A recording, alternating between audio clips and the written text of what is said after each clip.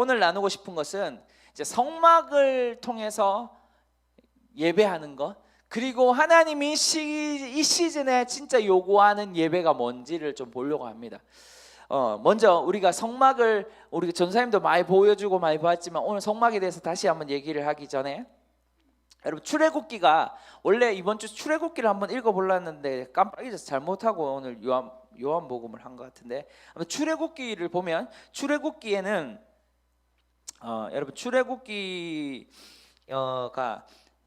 두 개로 나눌 수 있고 세 개로 나눌 수 있거든요. 그 뭐냐 하면 출애굽 전 상황, 출애굽을 해서 시내산 가기 전까지 시내산에서 뭘 봤냐면 하나님의 그 언약과 하나님의 율법과 하나님의 성막의 구조를 받게 되는 거거든요.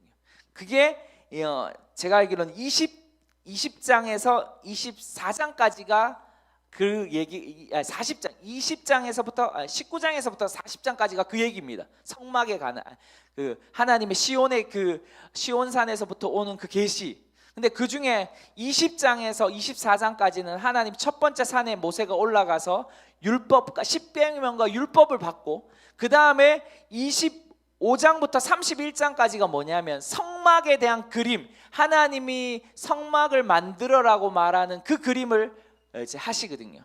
자, 근데 그 성막이라는 것, 그 성막이라는 것들이 이름이 여러 가지로 표현됩니다. 여기는 제가 세 가지를 갖고 왔는데 첫 번째 한번 보겠습니다. 출애굽기 26장 1절.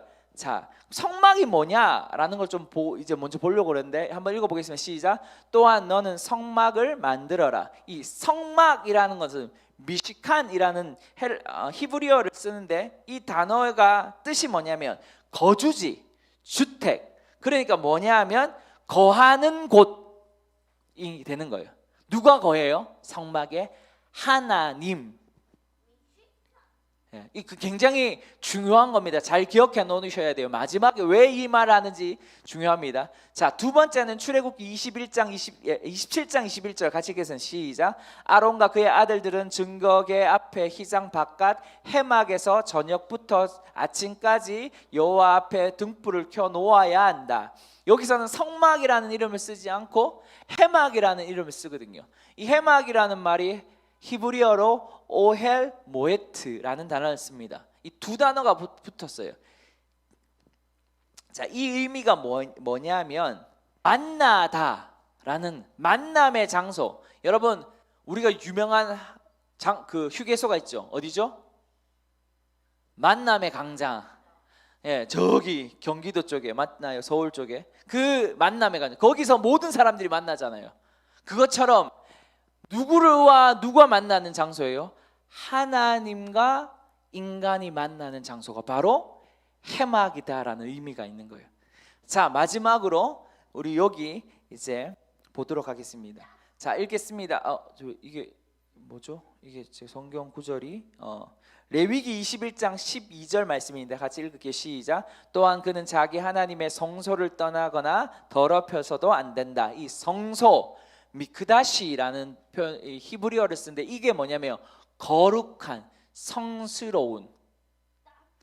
그러니까 뭐예요? 하나님은 아까 우리 노래도 했죠?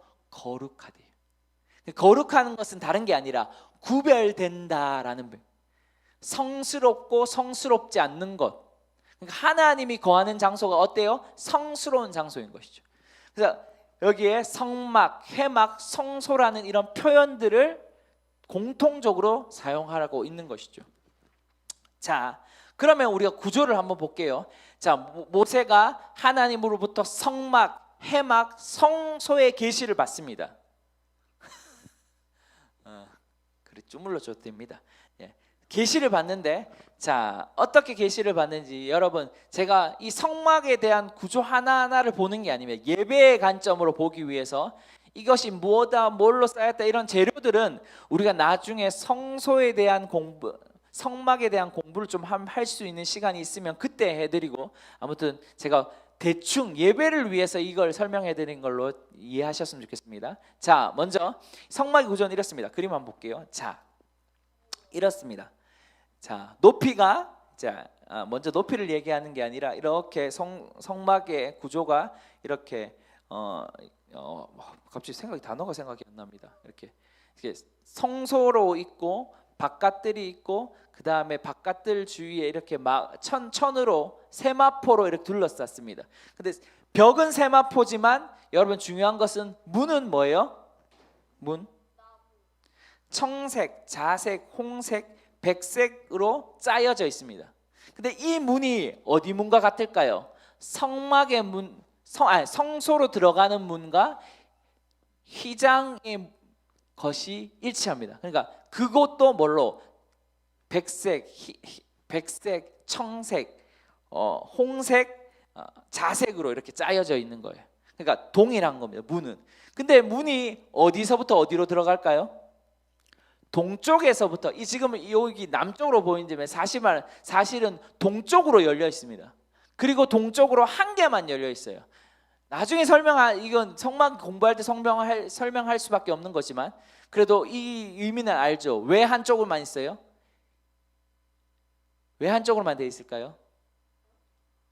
왜 한쪽으로만 들어가게 돼 있을까요? 그리고 한쪽으로만 나와요. 예수님 뭐예요?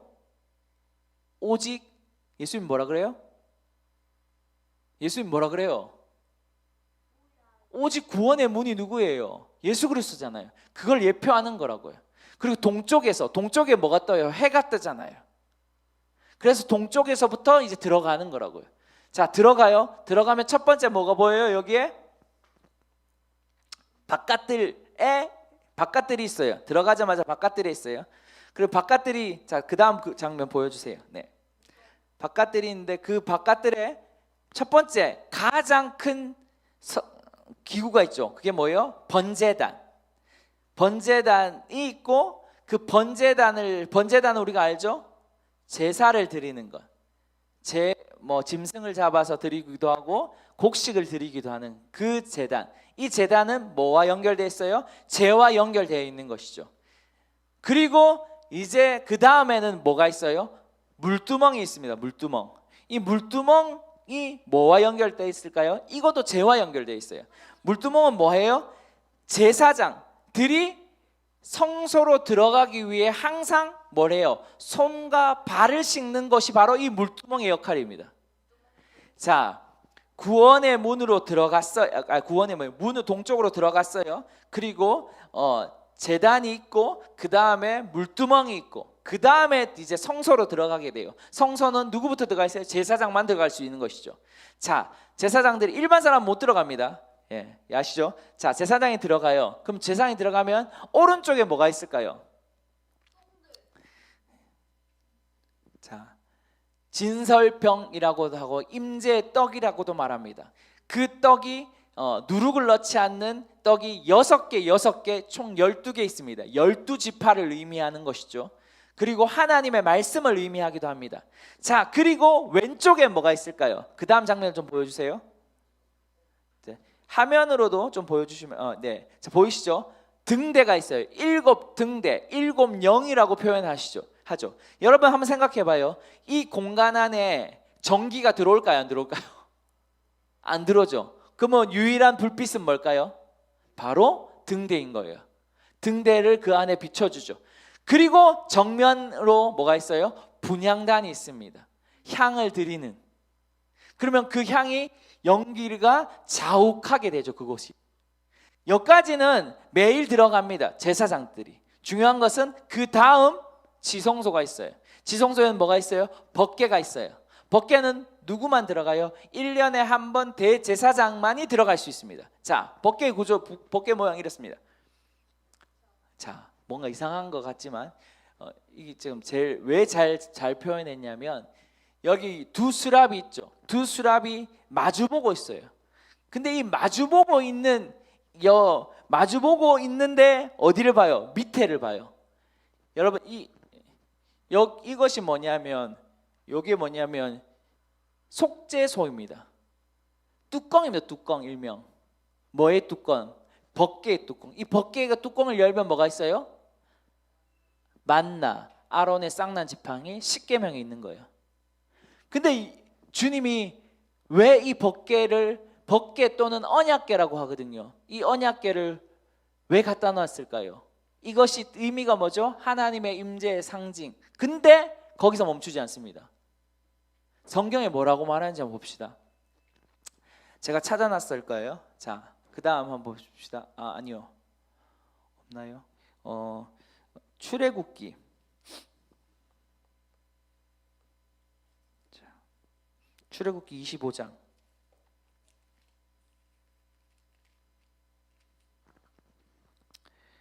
25장 17절에서 17절부터 한번 읽어볼게요. 제가 17절부터 22절. 순금으로 속죄 덮개를 만들되 길이는 2.5 규빗, 너비는 1.5 규빗으로 하여라. 덮개 끝에는 금을 망치로 두들겨 그룹 두 개를 만들되 한쪽은 이쪽 끝에 또 한 그룹은 저쪽 끝에 두어라.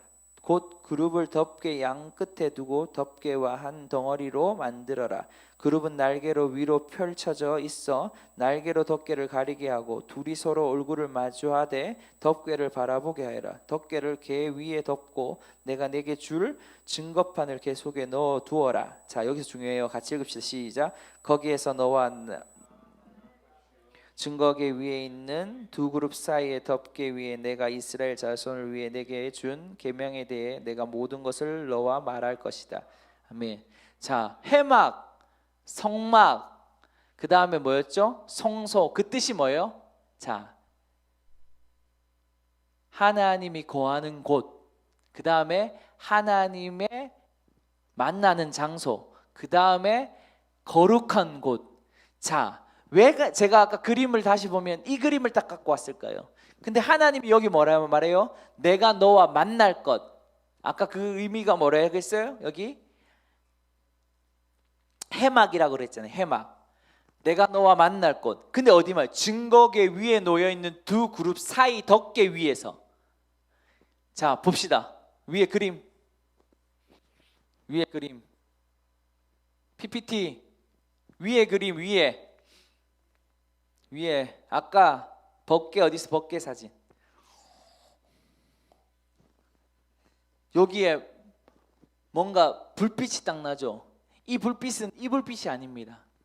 파란 불빛입니다.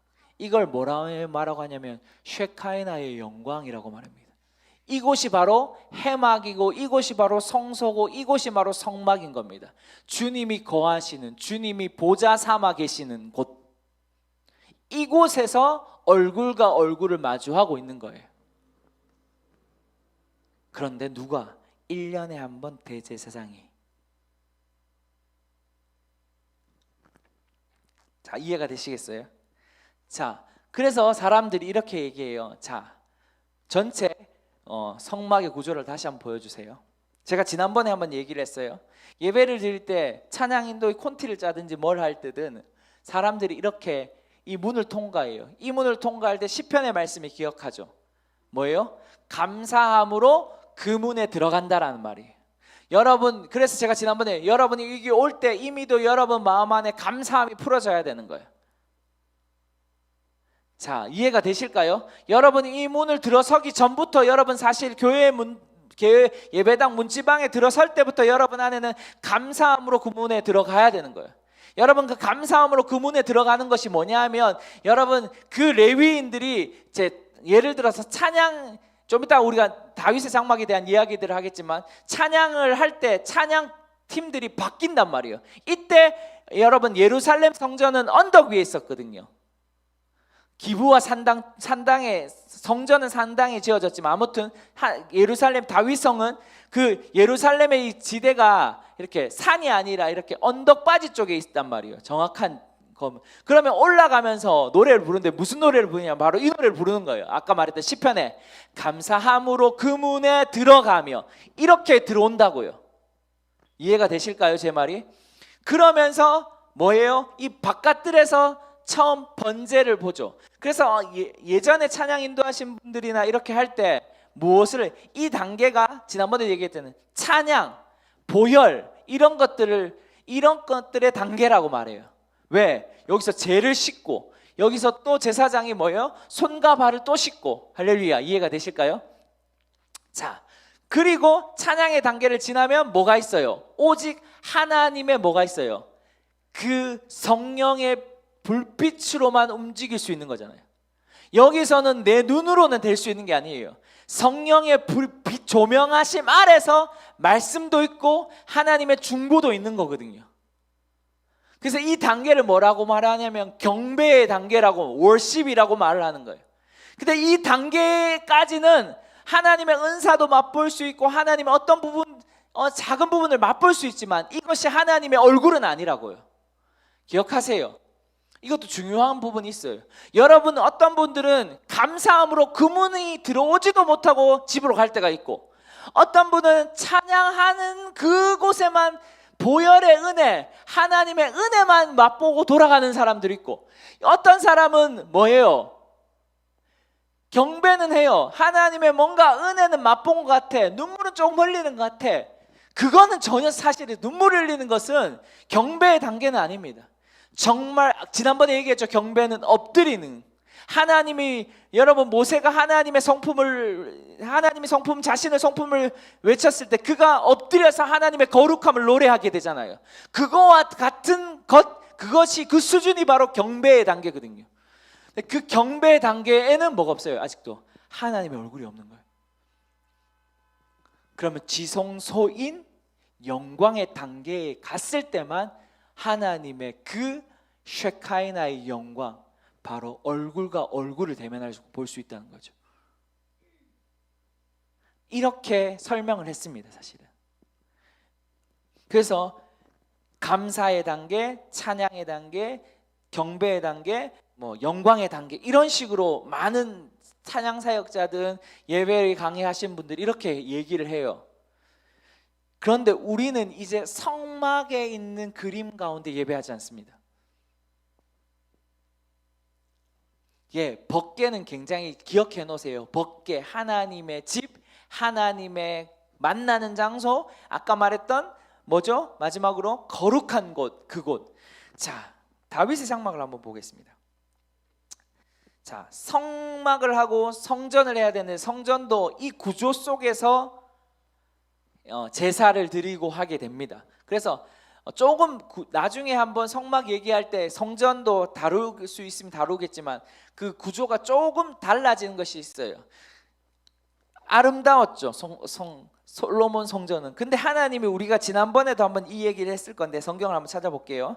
아모스 9장 11절 말씀을 같이 읽어보겠습니다. 시작. 그날에 내가 다윗의 무너진 초막을 일으키고 허물어진 곳에 메울 것이다. 무너진 것을 일으켜서 다시 옛날처럼 세울 것이다. 아멘. 그리고 사도행전 15장 15절에서 17절 한번 읽어보겠습니다. 시작. 예언자들의 말씀도 이것과 일치합니다. 기록되기를 이 일 후에 내가 돌아와 다윗의 무너진 장막을 다시 지을 것이다. 폐허가 된 것을 내가 다시 짓고 내가 회복시킬 것이다. 그러면 남은 사람들과 내 이름으로 일컬음 받는 모든 이방 사람들이 주를 찾을 것이다. 아멘. 제가 두 구절을 가져왔어요. 재밌는 표현을 쓰고 있죠. 아모스서. 아모스의 선지자의 배경은 이렇습니다. 이 아모스의 배경은 당시 아모스라는 예언자가 아니에요.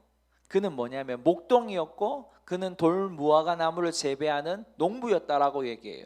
그런데 그가 어디에 가서 예언하냐면 북이스라엘을 가서 예언합니다. 근데 북이스라엘 당시 상황이 어땠냐면, 북이스라엘 아수르가 잠시 이렇게 거의 이제 힘이 없을 그때, 북이스라엘은 엄청난 강대국이었거든요. 여로보암 2세 때 엄청난 강국으로 커지면서 힘이 길러질 뿐만 아니라 돈도 엄청 많은, 그러면서 뭐가 되냐면 하나님으로부터 반대되어지는 거예요. 여기에서 중요합니다. 왜 우리가 하나님의 성전을 지어야 될까요? 왜 우리가 하나님의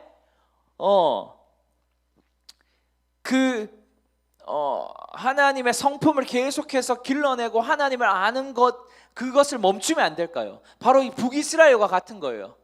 여러분, 북이스라엘 어땠어요? 이런 엄청난 부와 엄청난 그 돈 가운데, 엄청난 권력 가운데 하나님으로부터는 뭐냐면 계속해서 멀어졌다고요. 그런 상황에서 아모스가 예언한다고요. 그리고 몇 년 뒤에 누가? 북이스라엘이 722년에 멸망하게 되거든요. 아무튼 그러한 그 멸망을 향해서 예언하면서 이 아모스가 9장에 그날에 여호와의 때, 이때는 종말론적인 의미를 가지고 있다고 신학자들은 얘기해요. 그런데 그때 뭐 하냐면 다윗의 장막을 회복할 거다라고 말을 해요. 하나님이 아모스를 통해요. 여러분 재밌는 것은 우리가 지난번에도 제가 이 얘기 똑같은 얘기를 했었는데 왜 하나님은 아모스를 통해서 다윗의 장막이 얘기할까요?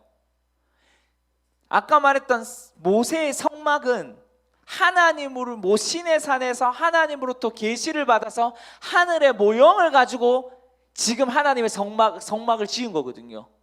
그것도 아니고 그러면 이스라엘 당시에 가장 아름다웠고 가장 화려하고 가장 멋있었던 솔로몬의 성전이 있는데 솔로몬의 성전을 회복하지 않고 왜 다윗의 장막을 회복한다고 하셨을까요? 라는 거예요. 자, 사도행전의 배경은 이렇습니다. 사도행전 배경은 제가 지난번에도 한번 이 얘기 그대로 해드렸어요. 당시 그 구원의 문제가 유대인들이 믿었던 그리스도인들은 율법과 함께 지켜야지만 구원을 받을 수 있다라는 이 문제로 예루살렘뿐만 아니라 교회가 혼동되고 시끄러웠거든요. 그러니까 대표적으로 갈라디아에서도 나오는 것처럼 할례 문제, 할례를 받아야 구원을 받을 수 있다는 이 문제로 시끄러웠거든요. 근데 그러한 상황 속에서 이제 첫 번째 사도행전 15장은 사도회의와 같은, 그래서 많은 지도자들이 거기에 모이기 시작했어요. 대표는 야고보였고 뭐 이런 주장도 있고 이런 주장도 있었어요. 그러면서 야고보 사도, 그러니까 예수님의 동생이었죠. 그 예수님의 동생이 당시 예루살렘 교회의 수장이었고 사도적 회의의 어떤 대표격이었는데 그가 이렇게 말을 하죠. 바로 오늘 본문에 그때 이 다윗의 무너진 장막을 회복할 거다라고 말을 하는 거예요. 그런데 여러분 사도행전 15장의 말씀이 바로 아모스의 말씀을 인용해서 말하고 있단 말이에요. 어떤 입장에서? 아까 말했던 구원의 문제. 그러니까 아모스 9장은 사실, 여러분 잘 들어야 될 거는 아모스 9장은 사실 하나님께서 세우고 싶은 그 하나님의 이스라엘 왕권의 회복에 대한 메시지고, 원래적으로는 사도행전 15장은 구원을 말하면서 하나님의 구원의 문이 열방 모든 한 민족, 당시의 이스라엘의 민족이 뿐만 아니라 모든 이방인의 민족에까지도 구원을 베풀 거다라는 하나님 구원의 확장 가운데 얘기를 하는 거거든요. 근데 이 두 가지가 공통적으로 사도행전은 아모스서를 인용을 했지만 아모스는 이 통치에 대한 이념 가운데 했다면 그러면 이 예배와 무슨 상관이 있냐라는 것이죠. 이 굉장히 중요한 거거든요. 제 얘기가 따라오시겠습니까? 아멘. 자, 이해가 될까요?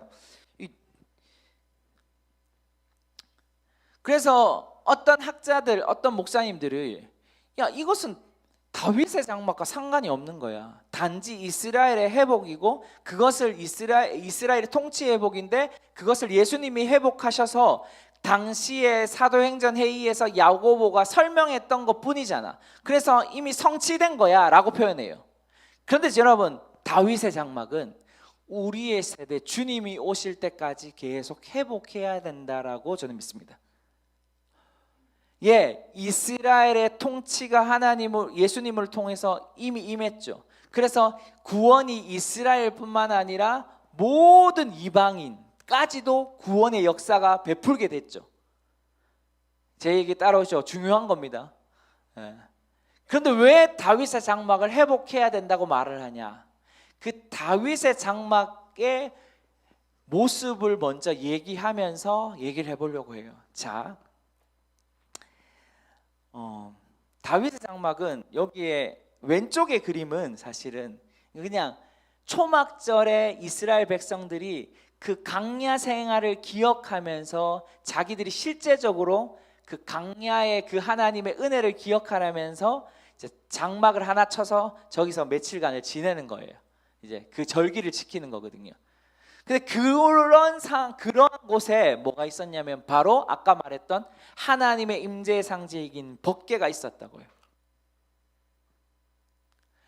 그러니까 텐트 하나에 법궤 하나가 딱 있는 것이죠.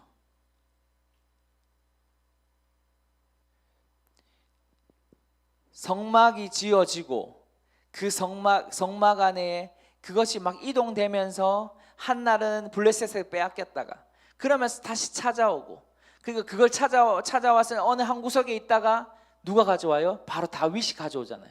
그것을 다윗이 가져와서 하나님의 성전을 짓고 싶었는데 정전을 못 지었죠. 근데 그 성전을 짓기 전까지 이 상태로 있는 것이죠. 그러니까 여러분 아까 다시 생각해 보면 성막은 하나님의 계시로부터 온 것이었는데, 성전은 가장 아름다운 것이었는데, 하나님은 이 두 개를 사용하고 싶고 하나님은 이 두 개를 원하신 것이 아니라 다윗의 장막을 원하셨고 그것을 바로 예수님을 통해서 회복시켰다. 그리고 우리 또한 주님이 올 때까지 회복해야 된다라는 거거든요. 1차적으로는 사도회의 때에 그 모든 이방인들을 향한 구원의 문이 열린 것, 그리고 왕의 예수님께서 왕의 통치를 가지고 오신 것으로 회복됐지만 완전한 아직 구원은 아니잖아요. 주님이 오셔서 온전히 해결되지 않았잖아요. 그러니까 우리는 이미 다윗의 장막이 우리 안에 있지만 또한 우리는 다윗의 장막을 계속 회복해야 된다라는 거거든요. 첫 번째. 자, 이렇게 허름하게 있었는데 이 허름한 가운데 다윗이 전략을 만들죠. 그것이 어디에 있냐면 이렇습니다. 자, 역대상을 한번 볼게요. 역대상 있나요? 모르겠어요. 예. 밑에 있네요. 밑에. 예. 자, 이 밑에 세 번째 같이 읽을게요. 언약궤가 시작. 언약궤가 평안한 곳에 있게 된 후 다윗이 그곳에서 음악을 맡도록 세운 사람들은 이러합니다. 그들은 솔로몬이 예루살렘의 성전에 여호와의 성전을 지을 때까지 해막 앞에서 찬송하는 일로 섬겼습니다. 그들은 정해진 인물의 차례에 따라 자기 일을 했습니다. 아멘. 여기에 보면 재밌는 표현이 있어요. 아까 텐트 하나에 법궤가 있다 그랬죠. 그러면 그 주위에 뭐가 있어요? 제사로 예배를 드리지 않는 거죠. 지금 기억나세요? 다시 한번 생각해 볼게요. 여러분, 성막의 구제는 구원의 그 동쪽으로부터 문으로 통과해서 번제에서 끝났어요. 거기서는 일반인들은 거기까지예요. 그다음부터는 제사장이 들어갈 수 있는데 제사장이 손발을 씻고 물두멍에 손발을 씻고 성소로 들어가는 겁니다. 거기서 일반 제사장은 끝납니다. 1년에 한 번 대제사장들만 법궤 앞에 아까 뭐가 있었어요? 그 속죄소 위에 뭐가 있었어요? 하나님의 영광이 있었잖아요. 그곳에서 하나님을 만난단 말이에요. 그런데 지금 이 텐트에 뭐가 있어요? 하나님의 법궤가 있단 말이에요. 다윗 성 어디에 이 법궤를 놓았단 말이에요. 그러면 여러분 한번 생각해 봐요. 모두가 이 법궤를 뭐 할 수 있었다? 볼 수 있었다. 그렇죠? 이것이 무엇과 연관이 될까요? 왜 그래서 아까 다시 한번 사도행전 15장을 기억해 봐요. 구원의 문제였지만 이스라엘에게만 선민 사상이 있었지만 하나님이 그 구원의 문제를 예수님을 통해서 뭐 했어요? 모든 이방인까지 열어주셨죠. 그 예언적 예표가 뭐죠? 예수님이 십자가에 죽으셨을 때 위에서부터 아래로 뭐가 해요? 휘장이 찢어지게 되죠. 다시 말해서 휘장이 찢어졌다는 말이 뭐예요? 이제 모두가 뭐 할 수 있다? 주님 앞에 나아갈 수 있는 거예요. 주님 앞에 나아갈 수 있는 은혜를 받은 것이죠. 할렐루야. 할렐루야. 이해가 되세요? 자, 그래서 말하는 거예요. 누가복음 볼까요? 아까 성경 구절 밑으로 같이 읽읍시다. 누가복음 23장 44절에 45 시작. 정오쯤 돼 어둠이 온 땅을 뒤덮었으니 오후 3시까지 계속됐습니다. 해가 빛을 잃었고 성전의 휘장 한가운데가 찢어졌습니다. 에베소서로 볼까요? 2장 14절 시작. 그리스도는 우리의 화평이시니 자기의 육체로 둘을 하나로 만드신 분이십니다. 그분은 중간에 막힌 담 곧 원수된 것을 헐어내셨고, 아멘. 이해가 되시겠어요? 헐어내셨고, 이제 모두가 뭐 할 수 있는, 곧 하나님께 나아갈 수 있는 길이 열리는 거예요. 그러면 하나님이 첫 번째 기억해봐요. 왜 다윗의 장막을 그리워하시고 다윗의 장막을 세우려고 하실까요? 바로 모두가 볼 수 있는 거예요. 하나님은 모두가 하나님의 영광을 보기 원하시는 것이죠. 다윗의 장막 주위에 아까 읽었지만 여기 보면 역대상의 이 부분 보세요.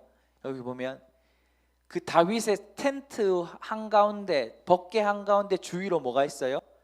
그곳에 음악을 맡도록 세운 사람들이 이러합니다 말하면서 솔로몬이 예루살렘에 여호와의 성전을 지을 때까지 해막 앞에서 찬송하는 일을 섬겼습니다. 여러분, 성전이 짓고도 계속 이런 노래 레위인들이 있었거든요. 자, 근데 그게 언제까지 있었어요? 그들은 정해진 임무에 따라 자기 일을 했습니다. 24시간 7일 365일 24반차를 따라서 노래한단 말이에요. 그러니까 여러분, 이 오픈된 법궤에 24시간 하나님을 노래하기 시작하는 거예요. 하나님은 지금 다윗의 장막의 통치에 대한 그림, 그리고 그것이 열방에 대한 그림뿐만 아니라 뭐에 대한 그림이 있을까요? 다윗이 하나님을 예배했던 그 그림이 있는 거예요. 저는 그래 믿습니다. 이 그림이 어떻게 다윗이 나왔을까요? 이 그림이 다윗이 어떠한 상황에 나왔을까요? 다윗이 17세에 뭐 했어요? 18세, 19세 그 정도의 기름 부음, 16세, 16세, 18세 그 정도의 기름 부음 받잖아요. 그때 무슨 일을 했어요? 목동 치는 일을 했죠. 목동 치는 일을 하면서 다윗이 뭐 했어요? 목동도 잘 쳤죠. 양을 잘 지켰어요. 뭐 했어요? 뭐 했을까요? 그가 하프를 들고 그 나무 아래서 매일 하나님을 예배하죠. 홀로 하나님의 예배하죠. 그러면서 나온 곡이 뭘 것 같아요? 저는 이것 같아요. 여호와는 나의 목자시니 내가 부족함이 없으리로다. 예, 그것은 그 상황의 최고의 어려운 상황이지만 그 상황을 그림을 그릴 수 있었던 건 뭘까요? 목동 일을 했기 때문에. 그리고 목동 일을 하면서 뭘 봤을까요? 그분의 매일 임재를 느끼고 그분의 얼굴을 보고 그분의 영광을 보게 된 거거든요. 그러니까 그 예배, 그 영광, 그 아름다움을 보았던 그 다윗이 하나님 앞에 왕이 되어서 먼저 한 일이 뭐예요? 법궤를 하나님의 다윗성으로 가져오는 거였잖아요. 그리고 만들었던 것이 예배하는 거였어요. 24시간 365일. 자, 기억해봐요. 오픈된 공간, 24시간 찬양이 흘러나오는 것. 그러니까 모든 사람이 뭐 할 수 있어요? 볼 수 있는 거예요. 무엇을 볼 수 있을까요? 하나님의 영광을 볼 수 있는 것이죠. 하나님의 아름다움을 볼 수 있는 것이죠.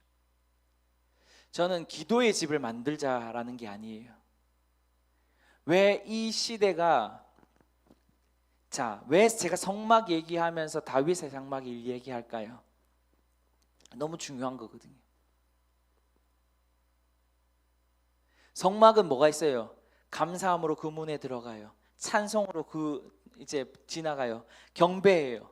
그 다음에 영광이 있어야 갈 수 있잖아요. 누가? 1년에 한 번. 제사장 들어가지도 못해요. 평신도는 바깥들밖에 못 봐요. 이거는 다 뭐예요? 어떤 절차와 형식으로, 우리가 다 하나님을 경험하지 못한단 말이에요. 하나님을 경험했어요. 이스라엘 백성들이 뭘로? 밤에는 불기둥, 낮에는 구름 기둥으로 하나님의 영광을 경험했죠. 그런데 이거 시간이 지나고 나서는 없었잖아요. 그런데 다윗이 뭘 해요? 새로운 길을 열었죠.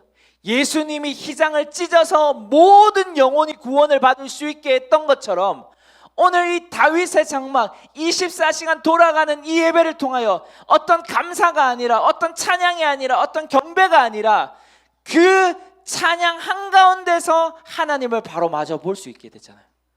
제 말이 이해가 되시겠어요? 우리는 이제 감사함으로, 찬양함으로, 경배함으로 영광으로 들어가는 것이 아닙니다. 왜 이 시대 다윗의 장막이 회복되어야 되냐고 말하냐면 바로 노래가 있는 그 순간 하나님의 영광이 나타나기 때문에 그렇습니다. 하나님의 찬양이 있는 그 순간 하나님의 임재가 나타나는 거예요. 뭐하는 다윗의 장막에 커튼이 열려서 모든 사람들이 볼 수 있을 그 영광.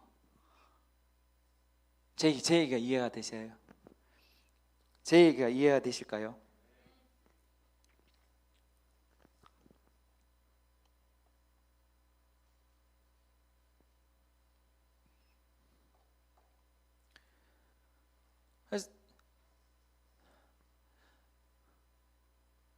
어떨 때는 감사가 없어서 주님 앞에 들어가지 못한 사람들이 있을 수 있어요.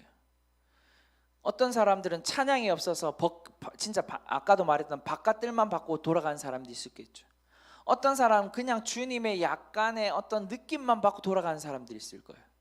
성막의 구조와 같이. 그런데 왜 이 시대에 이 하나님의 다윗의 장막을 회복하냐면 바로 이거예요. 찬양만, 우리가 요구하는 이 문만 열고 들어오는 순간 주님의 임재와 향기를 느끼는, 바로 예배가 그렇게 되는 거거든요. 근데 재밌는 건 뭐냐면 성막은 그렇게 하나님을 보기 위해 그런 단계들을 거쳐야 됐어요. 그러니까 한번 이런 거죠. 찬양을 왜 하냐면 주님의 임재가 임하기를 원하기 위해 찬양을 했어요.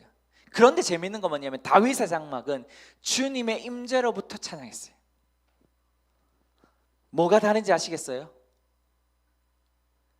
찬양을 위해서, 임재를 위해서 노래하지 않아요. 임재를 위해서 찬양하거나 임재를 위해서 경배하지 않아요. 우리의 시대 다윗의 장막을 회복한 이 시대는 바로 하나님의 임재 가운데서 노래하게 되는 거예요. 그러면 뭐가 달라지냐면 여러분이 하나님을 만나고 하나님의 깊이가 달라지게 될 수밖에 없는 것이죠. 제 얘기가 이해되시겠어요? 그래서 여러분이 올 때는, 여러분이 예배를 이 공간 안에 드릴 때는 이제는 임재를 위해서 예배하는 게 아니에요. 그분의 임재로부터 예배하는 거예요. 이것이 너무나 중요한 성막과 다윗의 장막 안의 차이점인 것이죠. 여러분이 오늘은 어떤 마음으로 예배했는지 모르겠어요.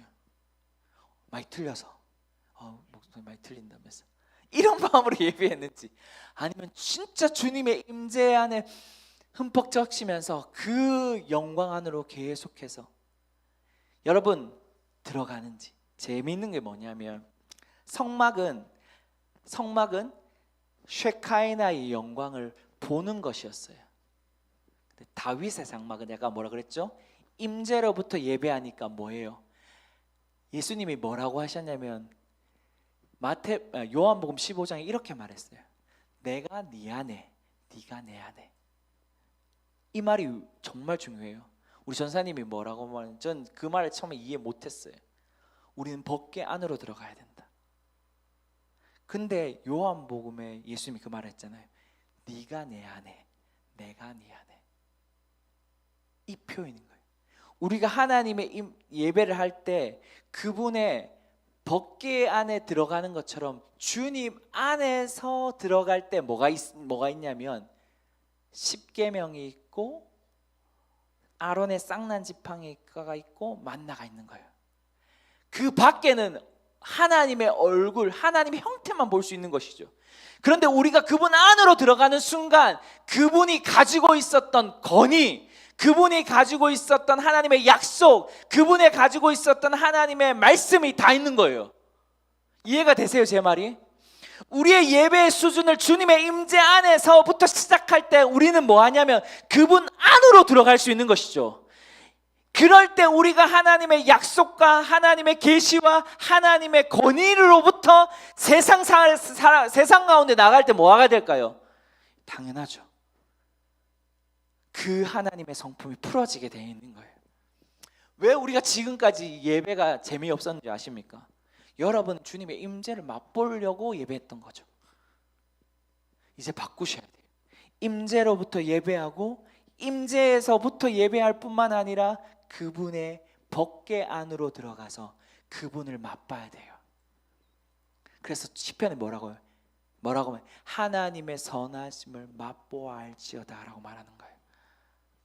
우리의 예배의 수준을 그런 것 가운데 끌어올리셔야 됩니다.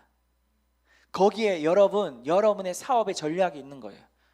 여러분 안에 하나님의 풍성함이 있는 거예요. 거기 안에 하나님의 계시가 있고 약속이 있는 거거든요. 우리가 거기까지 도달하지 못하니까, 우리가 거기까지 못 가고 맨날 주님의 임재의 그 어떤 형태만 그래 가자 오늘 이거예요. 그러면 안 돼요. 그분이 우리 안에 계십니다. 할렐루야. 근데 이제 우리가 그분 안에 들어가야 돼요. 그러려면 얼마나 더, 우리 전사님 좋아했던 말이에요. 그분이 우리 안에 들어오기 위해 얼마나 작아졌냐라고 말해요. 그러면 우리가 그분 안에 들어가려면 얼마나 작아져야 됩니까? 그게 다윗의 장막의 예배예요. 그래서 다윗이 뭐예요? 지금 뭔가 하나님 은혜가 풀어지고 있는 것 같은데, 법궤가 올 때 뭐 했어요? 하나님을 미친 듯이 춤을 췄던 거예요. 지금 제 얘기가 들어오십니까? 여러분이 미친 듯이 법궤 앞에서 춤을 출 수 있으십니까?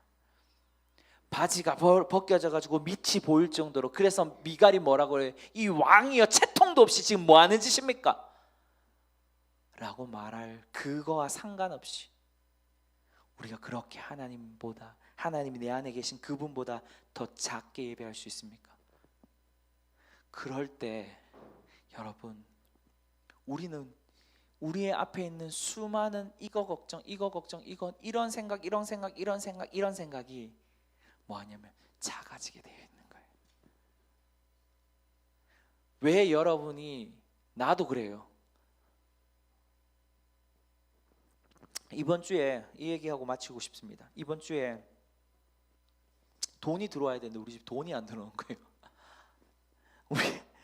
아니 돈이 안 들어오는데 나도 속으로는, 겉으로는 감사하자고, 하나님 찬양하자고, 하나님 예배하자고 이랬는데 이 보험료가 지금 실효되기 일보 직전인데 이빨 돈이 안 들어, 이런 생각을 가지고 있었던 것이죠.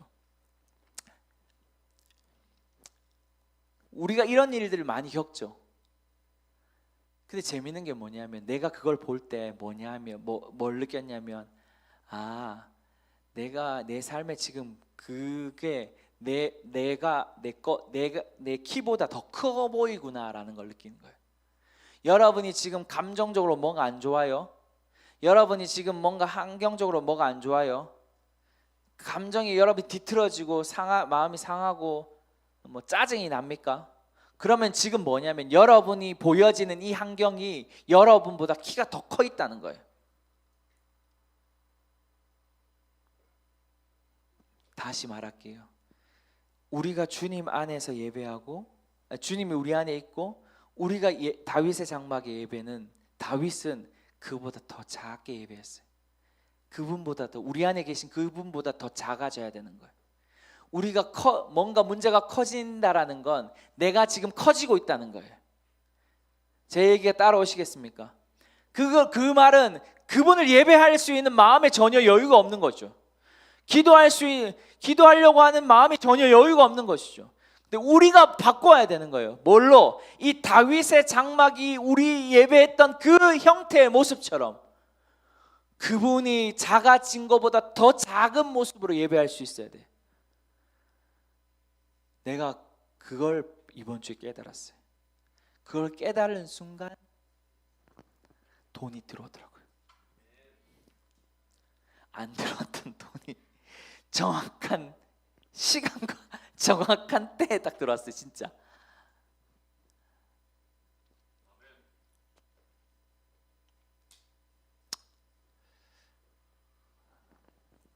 정리를 하고 싶습니다. 다윗 장막은 형식이 없었어요. 아까 말했던 오직 법궤 위에 하나님 만나는 예배가 있었죠. 그들은 하나님 임재를 위해서 예배하지 않았어요. 임재로부터 예배했죠. 그리고 그 임재로부터 예배한 것을 끝난 것이 아니라 그 임재 안으로 들어가게 되는 거예요. 그 법궤 안으로 들어가서 하나님의 계시와 전략과 권위를 부여받게 되죠. 그래서 다윗의 때 뭐 했냐면 가장 평화로운 시기를 맞이하는, 다시 말해서 다시 평화로운 시기는 솔로몬 때 맞이했거든요.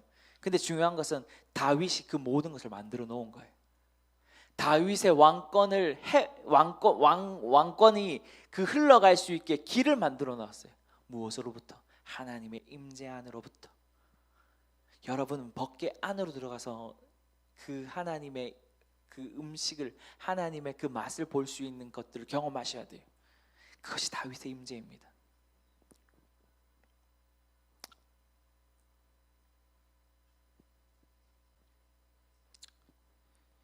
우리 성도들이 이제 그 수준의 예배를 드리기 원합니다. 감정적으로 예배를 떠나서 그 임재로부터 오는 예배, 그것을 맛보면 삶이 바뀌어지는 거예요. 삶의 영향력을 발휘할 수 있는 거예요. 그래서 내 법궤를, 하나님의 영광을 내 회사와 내 가정과 내 모든 영역에 가져갈 수 있는 것이죠. 만져주세요.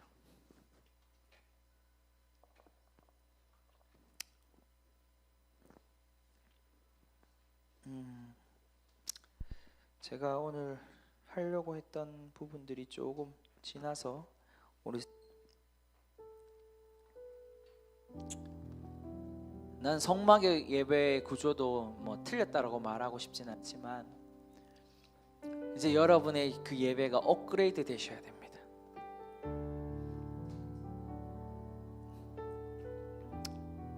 여러분 안에 있는 다윗의 장막을 회복하셔야 돼요. 그러기 위해 여러분은 그 예수님이 우리 안에 계신 것보다 더 작아져야 돼요. 그렇게 예배하게 될 때 그분의 법궤 안으로 들어갈 수 있고 내가 네 안에, 네가 내 안에 들어올 수 있다라는 말씀하시는 거예요. 그때 모든 것이 가능하게 되는 거거든요. 주님, 나의 예배가 이제 더 업그레이드 되게 하여 주십시오. 내가 공동체로 와서 예배할 때 내 예배가 하나님 더 깊은 수준으로 이뤄가게 하여 주시옵소서. 주님, 내 안에 그 계시가 더 깊어지게 하시고 내 안에 하나님 그 하나님의 약속이 더 넓어지게 하시고, 그래서 주님이 우리에게 열방을 제자 삼으라고 말한 그 말씀이 내 삶에서 이루어질 수 있는 강력한 예배자로 내가 일어나기 원합니다. 강력한 예배자가 되기를 원합니다. 강력한 예배의 물결을 일으키기 원합니다. 주님, 내가 여기 있습니다. 주님, 내가 여기 있습니다. 주님, 내가 그렇게 예배하겠습니다. 예, 내가 그렇게 예배하겠습니다라고 우리 같이 시간을 결정하면서 결단하면서 같이 기도하도록 하겠습니다. 기도합니다. 아버지 감사합니다. 예, 그렇습니다. 주님이 이 시대에 다윗의 장막을 찾고 계심을 감사합니다. 주님이 이 시대에 모든 형식과 모든 형태와 모든 아름다움을 넘어서서 주님의 임재로부터 예배하는 모든 자들이 볼 수 있는, 모든 자들이 경험할 수 있는, 모든 자들이 구원의 역사를 경험할 수 있는 그 하나님의 영광을 원하는 그 예배, 주님, 우리가 그 예배를 드릴 수 있게 우리 안에 예배팀에도 그 기름 부어주시고 우리 각자 안에도 기름 부어주시옵소서. 예, 주님, 그래서 하나님 법궤 안에 있는 그 계명과 그 하나님의 만나와 그 쌍난 지팡이가 우리의 삶에 놀랍게 계시로 풀어지게 하여 주시옵소서. 우리의 삶에서 계시로 풀어지게 하여 주시옵소서. 우리의 삶에서 하나님의 영광과 임재가 풀어지게 하여 주시옵소서. 예, 주님, 우리가 주님 안에 있는 그 맛봄을 알기 원합니다.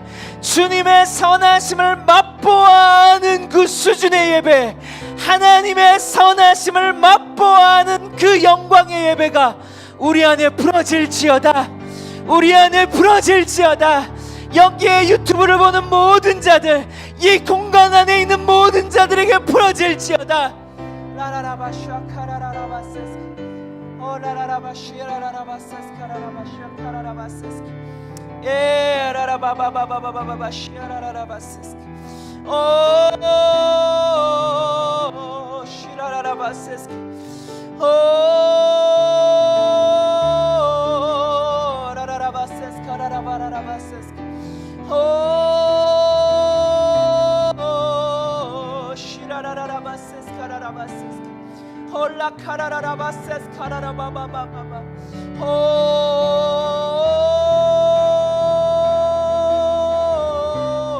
시라라라바세스카라라바바바바 홀라 카라라바세스카라라바세스키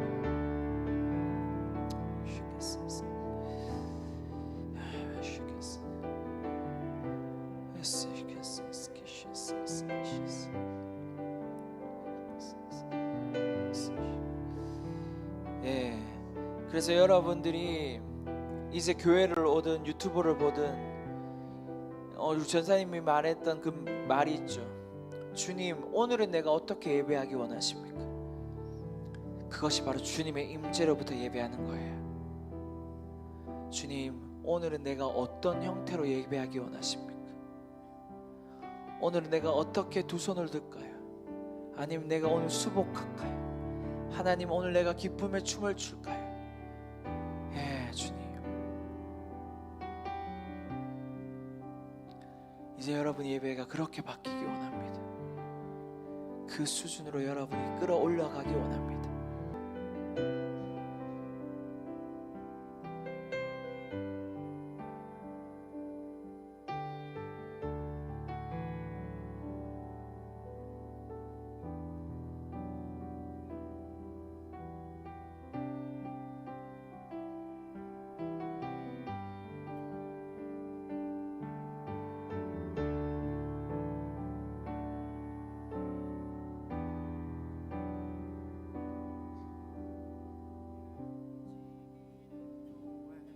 이곳은